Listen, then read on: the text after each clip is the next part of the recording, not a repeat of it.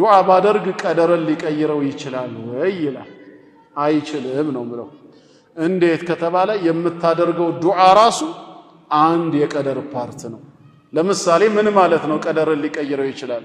እኔ በአሁን ሰዓት በድህነት ኑሮ ነው የምኖረው፣ በበሽታ እየማቀቅኩኝ ነው።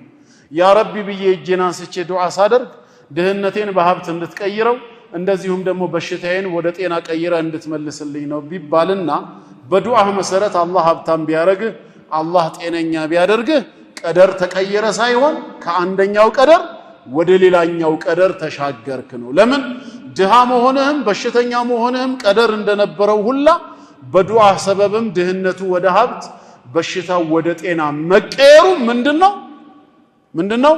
ቀደር ነው። ስለዚህ ያደረግነው ዱዓ ቀደርን እንዲቀይር ሳይሆን ከአንደኛው ቀደር ወደ ሌላኛው ቀደር እንድንሸጋገር ነው። ግልጽ ነው። ታዲያ ጉዳዩ እንደዛ ከሆነ ሐዲሱን ምን እናድርገው?